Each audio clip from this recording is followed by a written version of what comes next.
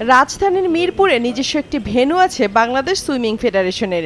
সৈয়দ নজরুল ইসলাম জাতীয় swimming complex নামে পরিচিত এটি, যেখানে আধুনিক সুবিধার নামে বসানো হয়েছিল ইলেকট্রনিক স্কোরবোর্ড, যা এখন গলারকাটা ফেডারেশনের। 2019 সালে নতুনভাবে বসানো হয়েছিল স্কোরবোর্ড, কিন্তু পুলের টাচ প্যাডের সঙ্গে সামঞ্জস্য অভাব রয়েছে বোর্ডটির, আর তাই সাঁতারু বাছাইয়ের সঠিক টাইমিং কখনই পাওয়া যায় না। ফলে আন্তর্জাতিক প্রতিযোগিতাগুলোতে ভোগে সাঁতারুরা। প্রাথমিক বাছাইটা আমরা করতে পারবো, কিন্তু এর মূল সমস্যাটা আমাদের যেখানে যে হয়, আমরা যখন বাইরে খেলতে যাই, আমাদের প্লেয়ার সিনিয়র প্লেয়াররা বাইরে যখন খেলতে যায়, তারা এটা নিয়ে একটি বড় ধরনের প্রতিবন্ধকতার সৃষ্টি হয়। সেটা হচ্ছে আপনি যখন হ্যান্ড টাইমে খেলেন, এরা বাইরে যায় যখন স্কোরবোর্ডে খেলতে যায়, তখন এরা একটা মানসিকভাবে একটা ধাক্কা খায়, এবং প্রত্যেকটা প্লেয়ারই আমাদেরকে পরবর্তী খেলার পরে কিন্তু এই বিষয়টা নিয়ে বলে। সুইমিং ফেডারেশনের সাথে কাজ করছি 11 বছর।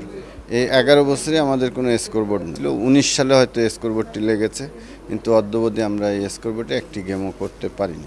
গেম করার চেষ্টা করা হয়, তখন দেখা যায় 8টি লেনের 5টি আসে, 6টি আসে, 4টি আসে, 8টি লেনই আসে না। কিন্তু আপনার যখন পুরোটা না আসবে, তখন তো আর আপনি সেই স্কোরবোর্ড দিয়ে তো আর গেম করতে পারবেন।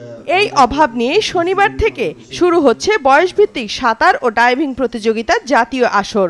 10 থেকে 20 বছর বয়সী সাঁতারুরা অংশ নেবে 5টি গ্রুপে। খেলবে তারা সাঁতারের 100টি ও ডাইভিংয়ে 3টি ইভেন্টে। যেখানে সঠিক টাইমিং পাওয়া যায় না সাঁতারুদের, সেখানে প্রতিভা কিভাবে বাছাই করবে ফেডারেশন?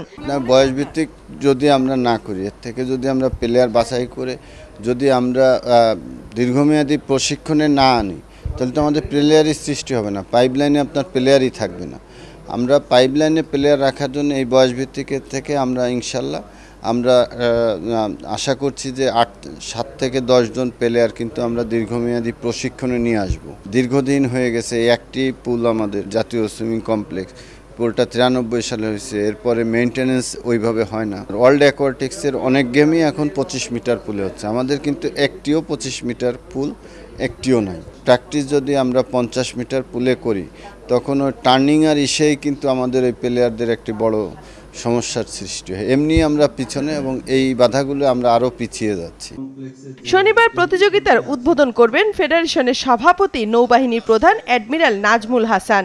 আসর শেষ হবে 28শে মে। সেদিন বিজয়ীদের পুরস্কৃত করবেন যুব ও ক্রীড়া মন্ত্রী নাজমুল হাসান পাপন। আমরা বেশ আগের টাইমিং থেকে অনেক ভালো টাইমিং